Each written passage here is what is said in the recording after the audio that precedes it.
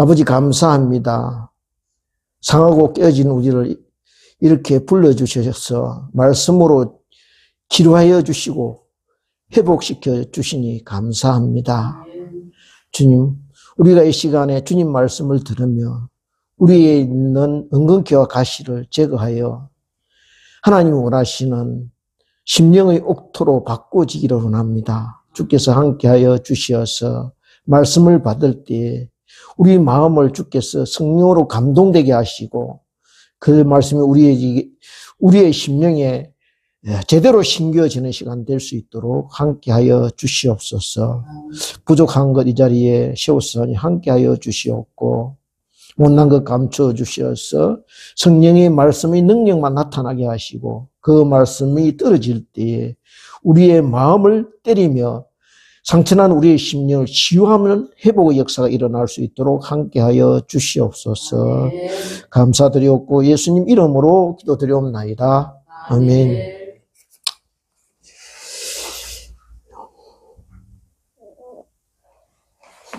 예, 저와 여러분이 이 바울 서신을 이렇게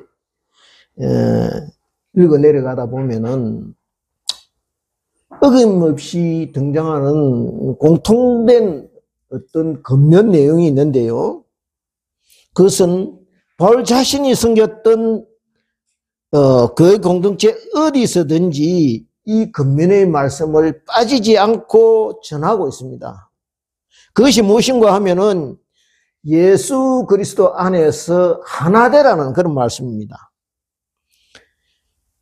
그런데 우리가 생각하기를 아니 사람들이 개인적인 야망이나 어떤 목적을 가지고 세운 인위적인 집단도 아니고 예수 그리스도의 터 위에 세운 하나님의 교회 공동체에 대해서 그가 틈날 때마다 어떻게 이야기하고 있느냐면 뜻을 합하고 한 마음을 품고 같은 사랑을 가지고 하나 되어야 된다고 이렇게 말씀하고 있는 것을 볼 수가 있습니다. 그러면 그가 왜 이렇게 예수 그리스도 안에서 하나됨을 강조하고 있는 것일까요? 이유가 있을 것입니다. 바울 사도가 여러 교회 공동체를 이렇게 섬기며 경험한 결과를 놓고 보니까 그만큼 교회 공동체가 하나 되기가 어렵다는 것입니다. 그도 그럴 것이 여러 지역의 사람들이 모이고 별별 성향의 사람들이 출입하고 여러 계층의 사람들이 주님을 예배하는 섬김의 공동체, 사랑의 공동체, 소망의 공동체를 그렇게 지향은 하고 있지만은 이렇게 서로 섞이고 부대끼고 또 시간이 흐르다 보니까 점차 서로 간에 좋지 못한 점, 부끄러운 점, 인내할 수 없는 점들이 드러나기 시작하더라는 것이죠. 그래서 다른 것은 다 좋은데 그것만은 내가 동의하지 못하겠다. 함께 할 수 없는 부분이다. 이렇게 생각하는 것들이 점점 드러나더라는 거예요. 왜요? 사람이기 때문에.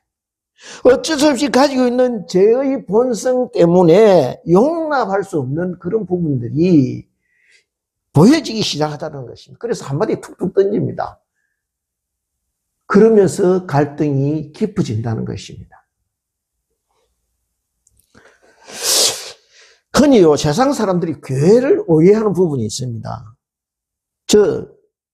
교회 다니는 사람들은 적어도 모두 천사가 되어야 되고, 어렵고 힘든 일이 있으면 솔선수범해야 되고, 남을 위해서 헌신, 희생해야 되고, 또 어려운 일이 있으면 발벗고 나서서 해결해야 되고, 누구보다 친절하고 다정다감하고, 그리고 자기 것도 쉽게 포기하고, 이기적이지 않고 이웃사랑을 실천하는 사람들일 것이라 라고 생각한다는 거예요.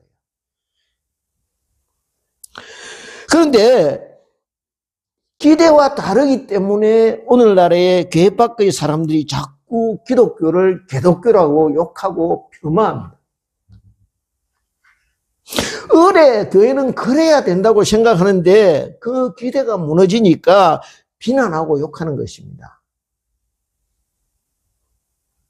그런데 그분들이요, 이렇게 세상에 있다가 어쩌다 어느 날 교회에 들어와 보니까 교회가 생각하는 거하고 틀린 것입니다. 벌써 교회 주차장에서 시비가 있습니다. 그죠? 그리고 식당에서 밥을 먹으러 보니까 식당에 안에 주방 안에서 봉사하는 분들이 입에서 불평불만이 그냥 이야기하는 것이 들려지는 것입니다.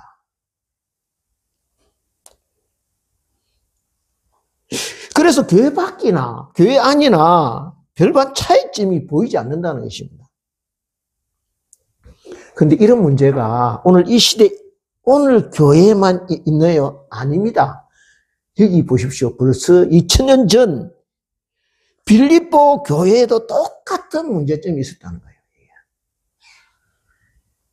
엉망이 있고 시비가 있었다는 것입니다. 그러니까 믿음의 공동체, 사랑의 공동체, 그러니까 소망의 공동체인 교회라고 해서 갈등과 반목이 없지 않았던 것입니다. 아니, 어쩌면 더 했을 수도 있습니다. 왜냐하면요, 그 당시 이 빌립보 지역은 신도시 지역입니다. 대역 군인들이 주로 살던 지역입니다. 그러니까 부자와 가난한 사람들이 교회 내에 뒤섞여 있었고, 고위 공직자부터 노예, 그 다음에 군인, 정통 유대인부터 헬라의 다른 신을 섬기다가 개종한 이방인들이 이렇게 뒤섞여 있던 그런 교회였습니다. 그러니까 더 하나 되기가 쉽지 않았을 겁니다. 생각해 보십시오. 이질적인 요소들이 너무 많았던 것이죠. 오늘 우리가 한번 보십시오. 우리나라 역사 유구한 5,000년의 역사를 자랑한다고 그럽니다. 그죠? 그리고 한민족입니다. 동일한 혈통을 가지고 있습니다. 그죠?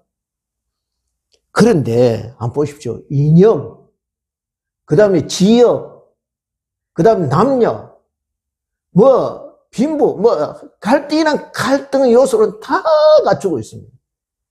우리나라가 그런데 이게 빌립보 지역이 어떤 지역이냐 하면 옛날 로마의 에그나티아 가도미가 쭉 가다 보면 아시아에서 유럽 관문으로 넣어보는 첫 동네입니다. 첫 성입니다. 그 큰 도시죠. 그러니까 아시아 사람들, 유럽 사람들 이렇게 혼외된 사람들이 두루 섞여 있던 지역입니다. 이렇게 지역, 성향, 기질, 문화가 다른 사람이 이렇게 섞여 있으니까 시끄러운 소리가 나지 않을 수가 없는 것입니다. 빌립보 교회 좀 대해서 조금 알아볼 필요가 있는데, 이 빌립보 교회는요, 바울이 2차 전도 여행 중에 세운 교회입니다. 그 주역들이 사도행전 16장에 보면 이제 나와 있는데요. 이 빌립보서를 바울이 로마 감옥에서 에바브로디도 편을, 이 인편으로 이렇게 보낼 때는 벌써 빌립보 교회가 세워진 지 10년이 넘은 때입니다. 그러니까 10년 좀 지났으면 이제 어느 정도 자립을 해갖고 자리가 잡아갖고 교회가 안정될 시기인데, 그런데도 여전히 이런 문제가 있었다는 거예요.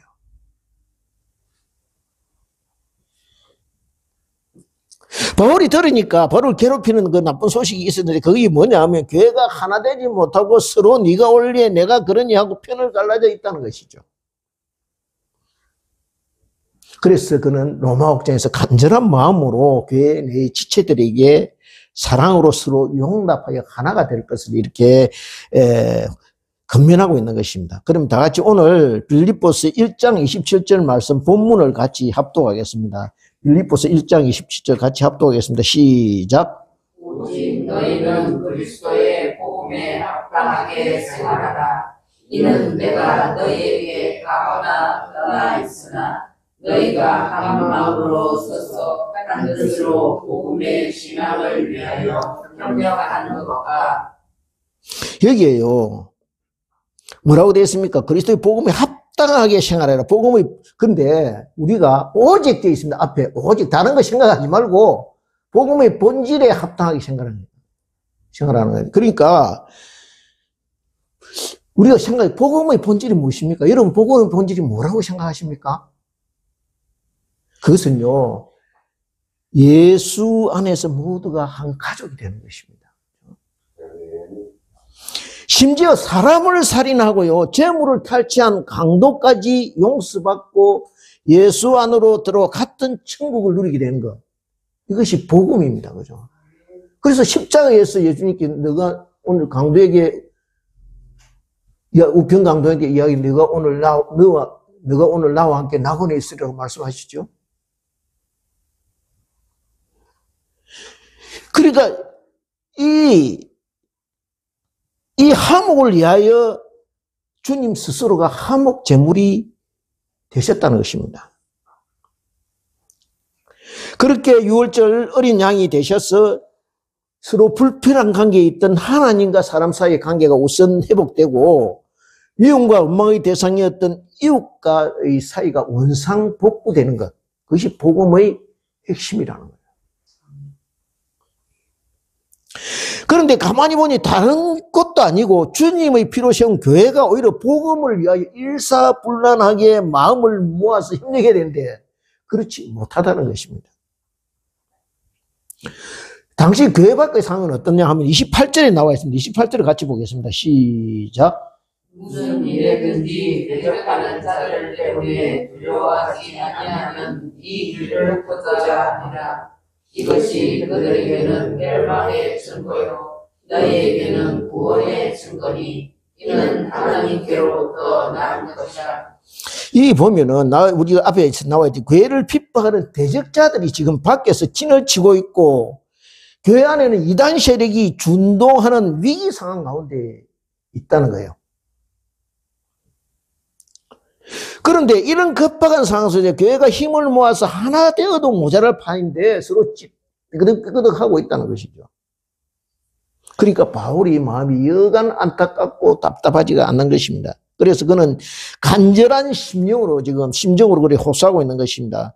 먼저 너희가 한 마음으로 한 뜻으로 복음의 신앙을 위하여 협력하는 것과 이렇게 되어 있습니다. 그러니까 서로 마음이 제각각 되어서 복음을 전하는 일이 방해를 받고 있다는 것입니다. 마음이 갈라져서 따로 국밥처럼 제각각 자기가 잘난 척하고 있으니 복음 전도에 진도가 없다는 것이죠. 무슨 일이든지 대적하는 자 때문에 두려워하지 아니한 일을 듣고자 합니다. 그러니까 교회 안은 지금 정신을 못 차리고 서로 분파가 생겨서 니 편 내 편하고 있는데 교회 밖에는 마치 이 대적 무리들이 굶주린 사자가 양무리를 삼키듯이 그렇게 악한 사탄의 세력들이 준동하며 기회를 엿보고 있다는 것입니다. 그래서 바울이 원하는 바는 뭐냐 하면은 예수 그리스도 안에서 하나로 똘똘 뭉쳐서 두려움 없이 굳게 서 있는 것. 교회를 이어가는 어둠의 세력이 교회를 흔들어도 모두가 하나 되어서 같은 소망을 가지고 두려움 없이 서 있으면은 저들도 어쩔 수 없이 포기하고 물러나게 될 것이라 이것을 말씀하고 있는 것입니다.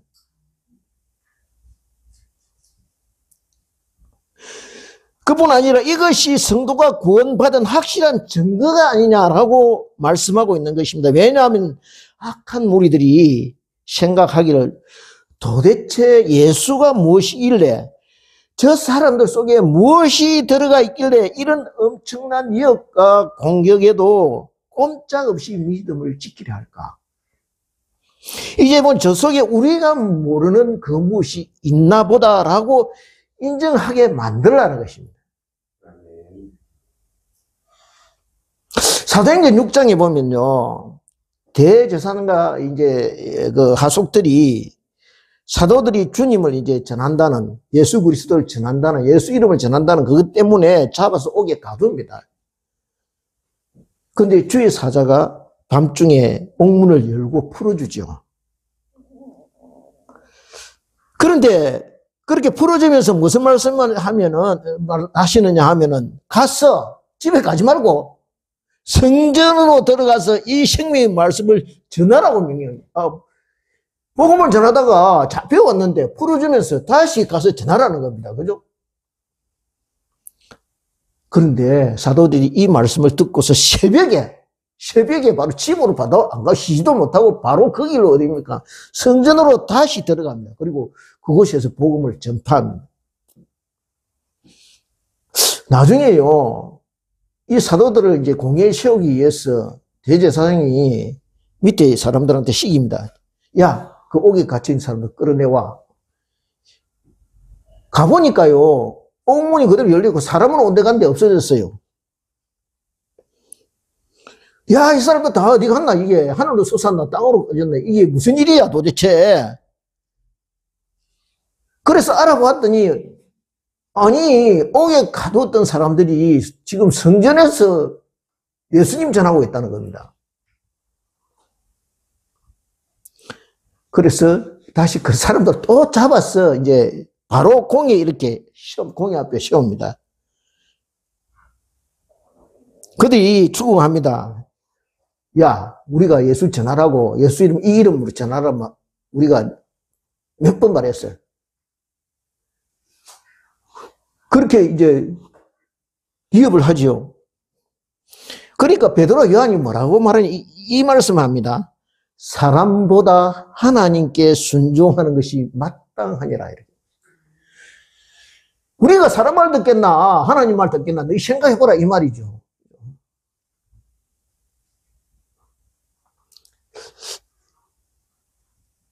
이렇게 담대하고 두려움 없이 큰 소리 칩니다. 왜요? 이 두려움과 이 담대함이 어디서 오느냐는 거예요. 그것은요, 바울사도 28절 끝부분에 말씀한 하나님께로부터 난 것이라고 합니다. 내 안에서 난 것이 아니라는 거예요. 하나님께서 위로부터 주신 담대함이라는 거예요. 우리가요, 말씀과 기도로 예수 그리스도 안에 있을 때 이와 같은 담대함이 똑같이 주어진다는 거예요. 그것을 우리에게 말씀하고 있는 것입니다. 저희들이 생각할 때 이렇습니다. 뭐 추궁을 하고 협박을 하면은 뭐 반응이 있어야 되는데 잘못했습니다. 앞으로 안 그러겠습니다. 그렇게 빌어야 할 사람들이 오히려 세게 치고 나오니까 이 사람들이 어떻게 대응합니까? 나중에 한번 보십시오. 그 사도행전 6장을 보면요. 당대의 최고 율법의 근위자 가말리엘이라는 사람이 어떻게 이야기하느냐 하면 이렇게 이야기합니다. 이 사람들의 사상과 소행이 사람으로부터 났으면 무너질 것이요. 어떻게 해요? 그것이 아니고 하나님으로부터 났으면은 너희가 막을 수도 없고 오히려 이것이 하나님을 대적하는 것이 된다라고 이야기합니다. 그죠? 그러니까 이 사람도 할 수 없이 결국 때려서 다시 풀어줍니다. 들어보니 맞거든요, 이게. 그런데 바울은요, 이런 모습들을 어떻게 이야기해요? 너희에게는 이것이 구원의 증거다라고 말하고 있습니다. 무슨 말씀이냐 하면은, 복음을 위해서 받는 환난과 핍박은요, 저와 여러분에게 구원에 대한 확신과 믿음을 더 강하게 붙들어주고 흔들림 없게 잡아준다는 거예요. 아멘. 이제 29절 30절 말씀을 같이 읽겠습니다. 시작. 그리스도를 위하여 너희에게 은혜를 주신 것은 다만 그를 믿을 뿐 아니라 또한 그를 위하여 고난도 받게 하려 하십니다. 너희에게도 그와 같은 싸움이 있으니 너희가 내 안에서 본 바요 이제도 내 안에서 듣는 바요. 그렇습니다. 우리가요 주님을 이리 영접하면은 그 순간부터 야 이제는 세상 고생 끝, 하늘 영광, 행복 시작 이렇게 되면 얼마나 좋겠습니까? 그죠? 참 이렇게 예수 믿기가 좀 수월해질 것인데 문제는 그렇지가 못하다는 거예요. 우리가 출애굽기 하면은 저와 여러분들이 옛날 이스라엘 백성의 고대 역사서, 이스라엘이라는 나라의 고대 역사서 이렇게 생각하기가 쉽습니다. 그런데 정말 그 출애굽기가 저와 여러분들의 이야기에 말씀하고자 하는 핵심 요지가 무엇인가 하면은 우리 인생의 신앙 여정을 그대로 표현하고 있는 상징적인 말씀이라는 거예요. 하나님을 믿는 자녀들이 걸어가야 할 인생 여정이 그와 같다는 것을 보여주는 말씀이라는 거예요. 한번 보십시오. 모세가 그 애굽의 근로감독관 한 사람을 쳐 죽이고 거기서 들통나자 광야로 도망가죠. 광야로 도망가서 40년 동안 양치기를 합니다. 그런데 어느 날 하나님께서 불 붙는 가시덤불 사이로 이렇게 나타나서 말씀하시죠. 내 백성을 인도하라. 이렇게 말씀하십니다. 바로 가서 이 백성을 애굽에서 탈출시키라고 그렇게 말씀하시죠. 그런데 정작 모세가 여호와께 다시 여쭙습니다. 뭐라고 하냐면 내가 가서 그들에게 무슨 하나님 말씀을 전할 때 그 사람들이 당신 누가 보내서 왔나 이렇게 물으면 내가 어떻게 대답해야 됩니까? 라고 그렇게 묻습니다. 그때 여호와가 보내서 왔다라고 하라. 그러니까 다시 또 되묻습니다. 모세가 뭐라고. 그 사람들이 도대체 여호와가 어떤 신이냐 하고 물으면은 뭐라고 해야 됩니까? 할 때 하나님께서 I am that I am 그렇죠. 나는 스스로 나다 하는 거죠. 스스로 있는 신이다. 번역은 그렇게 돼요. 스스로 있는 신이다라고 말씀합니다. 그런데 우리가 이 모습을 보면서 알 수 있는 것이요. 그 당시만 해도 이스라엘 백성들이 하나님을 제대로 알지 못했다는 거예요. 듣기는 들었는데, 선대들 어렴풋이 들었는데, 기억 속에 그냥 가물가물한 그런 존재였다는 거예요. 하나님이. 무엇을 제가 말씀드리고자 하느냐 하면은, 이스라엘 백성이 하나님을 찾아간 것이 아니라 하나님 백성이 이스라엘을 찾아오셨다는 거예요. 그렇습니다. 우리 신앙 여정도 우리가 하나님 찾아간 것이 아니고 하나님이 우리를 찾아오셨다는 거예요. 그리고 나의 하나님, 나의 주님이 되어주셨다는 거예요.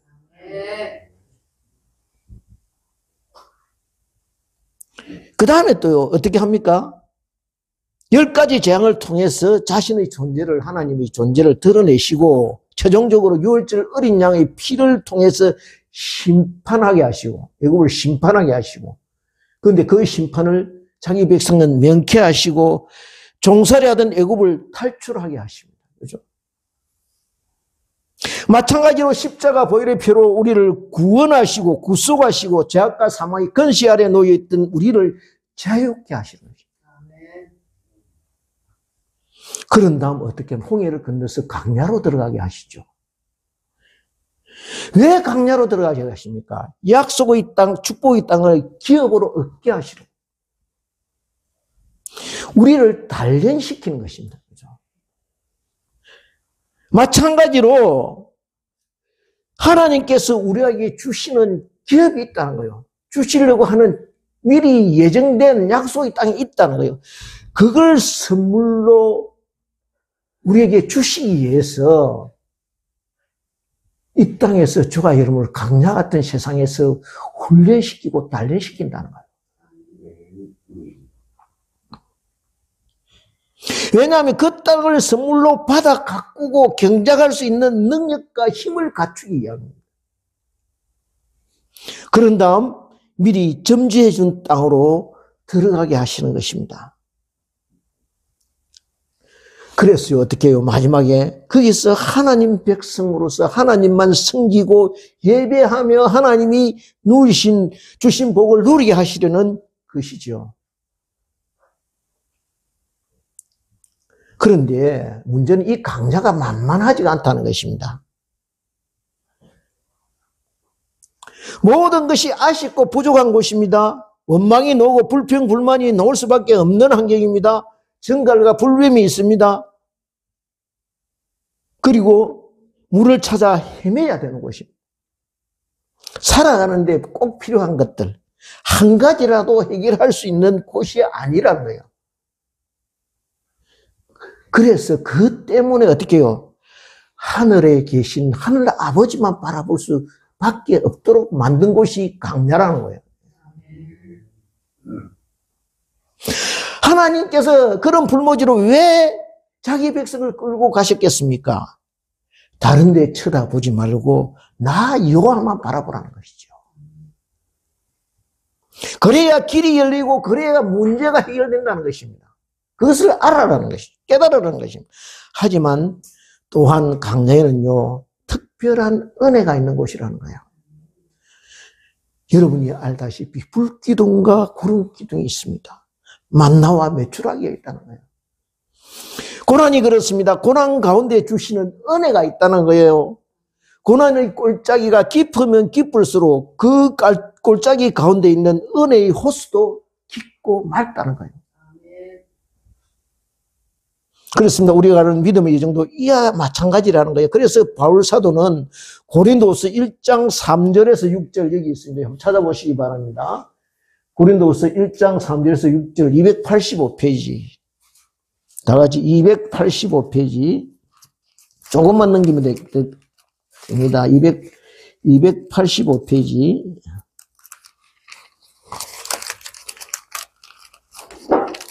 1장, 고린도서 1장 3절에서 6절까지, 예, 같이 읽겠습니다. 다 같이 합독하겠습니다. 시작. 찬송하리로다. 그는 우리 주 예수 그리스도의 하나님이시요 자기의 아버지시요 모든 위로의 하나님이시며 우리의 모든 환난 중에서 우리를 위로하사 우리로 하여금 하나님께 받는 위로로서 모든 환난 중에 있는 자들을 능히 위로하게 하시는 이시로다. 그리스도의 고난이 우리에게 넘친 것 같이 우리가 받는 위로도 그리스도로 말미암아 넘치도다. 우리가 환난 당하는 것도 너희가 위로와 구원을 받게 하려는 것이요 우리가 위로를 받는 것도 너희가 위로를 받게 하려는 것이니 이 위로가 너희 속에 역사하여 우리가 받는 것 같은 고난을 너희도 견디게 하나니. 그 고난은 어떻습니까? 나에게만 주시는 고난이지만 그 고난이 통하여 하나님께서 은혜가 넘치게 하셔서 그 고난을 견디게 하시고 나에게만 견디게 하실 뿐만 아니라 나에게 주신 그 위로가 다른 사람이 고난받을 때 위로가 되게 하신다는 거예요. 그것을 이게 말씀하고 있는 것입니다. 그래서 우리에게 주시는 고난을 주시는 이유는 이 위로가 우리 안에 머물지 않게 하시고 하나님께 받는 이 위로를 가지고 너희들을 위로하게 하시는 것이다 이렇게 말씀하고 있는 것입니다. 이 위로가 너무 크고 엄청나기 때문에 나에게 머무르지 않고 너희에게 전달되기를 원하시는 것이 하나님 아버지의 뜻이다 이렇게 말씀하고 있는 것이죠. 그러므로 빌립보서에 나오는 이 위로와 권면은 그냥 위로가 아니고 하나님께서 위로부터 주시는 위로와 권면을 말씀하고 있다는 것이죠. 요한복음 14장 16절에서 18절 여기 보십시오. 172페이지 172페이지입니다. 172페이지 14장 16절부터 18절 같이 합독하겠습니다. 14장 16절부터 18절 같이 읽겠습니다. 시작. 내가 아버지께 구하겠으니 그가 또 다른 보혜사를 너희에게 주사 영원토록 너희와 함께 있게 하리니 그는 진리의 영이라 세상은 능히 그를 받지 못하나니 이는 그를 보지도 못하고 알지도 못함이라. 그러나 너희는 그를 아나니 그는 너희와 함께 거하심이요 또 너희 속에 계심이라. 내가 너희를 고아와 같이 버려두지 아니하고 너희에게로 오리라. 너희에게로 오리라고 이렇게 말씀하시죠. 내가 너희를 고아와 같이 버려두지 아니하고 너희에게로 오리라. 위로의 영께서 우리 곁으로 고난받을 때 오시겠다는 거예요. 영원토록 우리와 함께 하시겠다고 또 약속하십니다. 우리 속에 거하시면서 우리와 동행하시겠다고 그렇게 말씀하고 계시는 것입니다. 우리가 고난받을 때, 환난 당할 때 우리를 위로하실 뿐만 아니라 받은 위로로 다른 지체들을 위로하시겠다고 그렇게 말씀하시는 것입니다. 바울 사도는 지금 이 보혜사 성령께서 주시는 위로와 권면으로 그리스도 안에서 위로하고 권면하라고 말씀하시는 것입니다. 그 다음 우리가 보면요, 본문으로 돌아가서 2장 본문으로 가서 보면은 2장 1절을 같이 읽겠습니다. 시작. 그러므로 그리스도 안에 무슨 권면이나 사랑의 무슨 위로나 성령의 무슨 교제나 긍휼이나 자비가 있거든 마음을 있거든 이렇게 돼 있죠. 그러니까 이 말씀은요, 뭐 우리가 하는 여러 인사, 예언, 구제, 그 다음에 성김, 봉사, 식탁 교제, 무슨 일이든지 어떤 교제나 있거든, 어떻게 하라는 긍휼과 자비가 있거든 하고 말씀합니다. 그런데 우리가 한번 생각해 보겠습니다. 저와 여러분께 무슨 긍휼과 자비가 있느냐는 거예요. 우리는요, 어떻습니까? 우리 한 본바탕이 항상 옳고 그름을 따지고 시와 비를 가리고 누구 때문이나 책임 소재를 따집니다. 사람은요, 자기의 본성 때문에 그렇습니다. 우리가 태어날 때부터 지니고 있는 저희 본성이 우리를 그렇게 만들기 때문입니다. 긍휼과 자비는 적어도 저와 여러분에게는 거리가 먼 단어입니다. 오직 주님만이요, 긍휼과 자비의 원천 되십니다. 사랑의 원천이 거기에서 출발하기 때문에 긍휼이 없으면, 자비가 없으면 그 사랑은 사랑이 아닙니다. 언제나 사랑의 밑바탕에는요, 긍휼과 자비의 강이 흐르고 있는 것입니다. 예수님께서 잡히시던 밤에 이 대제사장과 종교 지도자들이 이제 종교 보낸 하속들이 예수님을 잡아가시던 그 밤에 제자들은 전부 다 도망가지, 우리가 알다시피. 그런데 그대로 일말의 양심은 남아서 베드로는 멀찍이 이렇게 따라갑니다. 그리고 신분을 감추고 제사장의 뜰에 이렇게 들어갑니다. 그곳에서 예수님 우리가 알다시피 3번 부인합니다. 그런데 그렇게 3번째 부인할 때 누가가 어떻게 기록하고는 이렇게 기록하고 있습니다. 아직 그렇게 말하고 있을 때 닭이 울더라 이렇게 되어 있습니다. 그리고 다음에 이어서 주께서 돌이켜 베드로를 보시니 베드로가 주의 말씀 곧 닭 울기 전에 내가 3번 나를 부인하리라 하신 생각나서 밖에 나가서 심히 통곡하니라 이렇게 되어 있습니다. 무슨 말씀을 드리려고 그러냐 하면은 자비와 긍휼은요, 잘못을 지적하고 따지는 것이 아니라는 것이죠. 내가 어떤 존재인지, 나에게 어떤 과거가 있는지, 어떻게 이렇게 나를 돌아보게 하시는 것이 자비와 긍휼이라는 거예요. 내 수준을 아십니다. 내 한계가 어디까지인지 알고 계십니다. 그럴 수밖에 없는 내 한계를 알고 불쌍한 마음으로 돌아보는 것. 그게 자비와 긍휼이라는 거예요. 나를 이해하시는 것입니다. 그리고 나를 멀리하고 내치는 것이 아니라 나를 만져주고 이해하시고 그리고 고쳐주시는 것입니다. 그것이 자비와 긍휼이라는 거예요. 그래서 다시 갈리로 부르시고 제자 삼아 주시는 것. 그것이 자비와 긍휼이라는 거예요. 지금 바울서는 저와 여러분에게 이런 자비와 긍휼이 있느냐 저와 여러분에게 묻고 있는 것입니다. 하나님께서 인간에게 주신 자비와 긍휼의 극치가 어디냐 하면 어머니 마음입니다. 왜냐하면 어머니는요, 자기가 낳은 자녀를 쏙쏙들이 이해할 수 있기 때문에. 그렇습니다. 알아야, 제대로 알아야 이해가 되고 거기서부터 자비와 긍휼이 나올 수가 있다는 것이죠.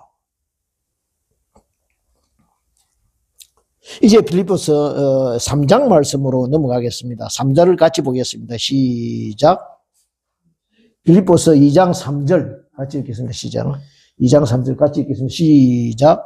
아무 일에든지 다툼이나 모형으로 하지 말고 오직 겸손한 마음으로 각각 자기보다 남을 낮게 여기고. 여기에 자기보다 남을 낮게 여기고라고 되어 있어요. 왜 공동체가 하나 되지 못합니까? 바울 사도는 겸손하지 못하기 때문이다 이렇게 말씀하고 있습니다. 겸손이란 무엇이냐? 남을 나보다 낮게 여기는 것이다. 몰라서가 아닙니다. 모두 다 알고 있는 내용입니다. 그런데 이것이 내 경우가 되면은요, 생각이 달라진다는 거예요. 생각이. 그렇게 잘 되어지지가 않는다는 거예요. 좀, 잘 나간다 싶고, 사람들이 인정받는다 싶고, 어느 정도 사람들이 알아준다 싶으면요, 더 인정받고 싶고, 더 좋고, 눈에 띄는 자리 가고 싶고, 더 근사한 데를 찾아가고 싶다는 거예요. 그것이 사람 마음이라는 거예요. 왜요? 사람들이 그냥 내버려 두지 않는다는 거예요. 왜요? 이렇게 이야기합니다. 잘하십니다. 어떻게 그러실 수 있습니까? 참 훌륭합니다. 그런데 이 칭찬이요, 사람을 망가지게 하고, 건강하게 하고, 녹슬게 하고, 오래가지 못하게 한다는 거예요. 왜 겸손으로 시작해서 교만으로 망가지고 끝을 맺게 되느냐? 사탄이 그렇게 하도록 부추긴다는 거예요, 자꾸. 사탄은요, 그렇게 함으로써 하나님이 지으신 세상을요, 망가지게 하고 멀쩡한 사람을 사탄의 놀이개로 만들어서 자기 세계를 확장하려 한다는 거예요.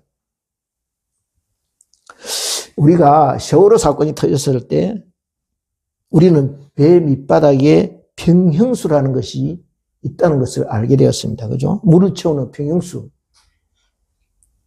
예전에는 그런 것이 있는 줄도 몰랐습니다. 그런데 그 평형수가 하는 일이 다른 것이 아니라 배의 균형을 잡아주는 중요한 역할을 한다는 것을 알게 되었습니다. 눈에 보이지는 않지만은 배가 한쪽으로 쏠려 전복되는 일을 막아주는 것을, 그 역할을 하는 것이 평형수다. 그러니까 배의 복용력에 결정적인 역할을 한다는 것을 알게 되었습니다. 제가 무슨 말씀을 드리려고 그러면, 사탄이 우리의 영적인 세계를 이렇게 충동질해서 이리저리 요동칠 때 배의 중심을 잡아주는 평형수처럼 우리 심령의 평형수가 있어야 된다. 그것이 무엇이냐는 것이요, 우리가 사탄의 부추김과 충동에 넘어가지 않도록 막아주는 역할을 하는 그것이 있다면 그것이 무엇일까?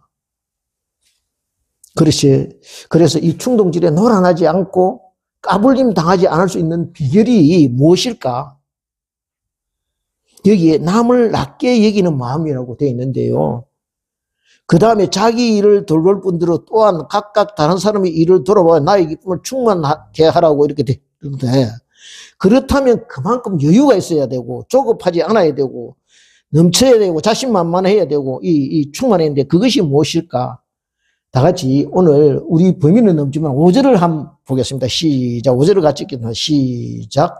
너희 안에 이 마음을 품으라. 곧 그리스도 예수의 마음이니. 무슨 말씀입니까? 인생이란 이 배를 타고 바다를 건너가려면 세상의 흉흉한 물길이 막 밀어닥친다는 거예요. 그래서 가만두지 않는다는 거예요, 사탄이. 그런데 한 가지 비결인데 그 비결이 무엇이냐 하면은 우리 심령의 밑바닥을 다른 거 채우지 말고 내 욕심, 내 경험, 세상적인 거 다 드러내고 그 빈 자리에 예수님 가득 채우고 가면 된다. 그렇게 말씀하고 있는 것입니다. 그러면 절대 안전하다, 넘어질 일 없다, 그렇게 말씀하고 있는 것입니다. 그럼 예수님 마음이 어떤 것이냐? 그것이 6절부터 8절에 있습니다. 6절부터 8절에 있는데요. 제가 다 생략하고, 시간상 생략하고, 무슨 말씀이냐 하면은, 결정적인 것은 뭐냐 하면은, 7절을 보면요. 6절, 그는 근본 하나님의 본체시나 하나님의 동등됨을 취할 것으로 여기지 아니하시고, 오히려 자기를 비워 종의 형체를 사람의 모양과 같이 되셨고, 이렇게 되었지요. 무슨 말씀입니까? 겸손은 예수님의 마음은 겸손의 마음인데, 자기를 낮추는 마음인데, 겸손이 그냥 겸손해야 된다 해갖고 되는 것이 아니라, 무슨 말씀입니까? 원래 자기가 가지고 있던 자리, 하나님 자리, 그걸 포기해야 사람으로 오실 수가 있었다는 거예요. 저와 여러분 속에 이거 당연히 내 것이다. 포기할 때 비로소 겸손히 자리로 내려갈 수 있다는 거예요. 그것을 말씀하고 있는 것입니다. 그러니 절제를요, 셀프 컨트롤이라고 합니다. 이게 뭐 자기 통제, 자기 조절 이렇게 번역할 수 있겠죠. 그런데 절제가 제대로 안 됩니다. 그죠? 그래서 마음을 다잡고 모집게 마음 먹고 결심해도 의지만으로 안 된다는 거예요. 그런데 문제는 예수님으로 채우면은 내가 하는 것이 아니라 성령이 그렇게 이끌어간다는 거예요. 성령께서 내 심령을 이기게 하시고 여유가 넘치게 하시고 풍족하게 하시고 감사와 기쁨과 하나님의 충만함으로 채운다는 거예요. 그것이 비결이라는 것입니다. 그래서 말씀을 우리는요, 좀 도와주세요. 그냥 주님 좀 도와주세요. 주님 나를 그냥 내버려 두지 마시고 함께 해주세요. 기도하며 도우심을 구하라는 것입니다. 그러면 주님께서 우리에게 말씀, 너희를 고와 같이 버려두지 아니하고 너희에게 오리라 말씀하신 주님께서 우리에게 다가와서 손을 잡아주시고 함께 해 주실 것입니다. 이 주님의 임재하심과 역사가 늘 함께 하시는 복된 인생길 되시기를 주님의 이름으로 축원드립니다. 기도드리겠습니다. 아버지 말씀 주셨습니다. 감사드립니다. 주님, 이 말씀 저희들이 심령에 품고 이 세상 살아갈 때 요동치는 이 세상에서 주님 마음 가지고 주님의 심령으로 채워서 우리가 늘 편안한 인생길 되게 하시고 든든한 인생길 되게 하시고 말씀으로 기쁨으로 여유로 주님 은혜로 충만한 인생길 되게 하여 주시옵소서. 감사드렸고 예수님 이름으로 기도드리옵나이다. 아멘.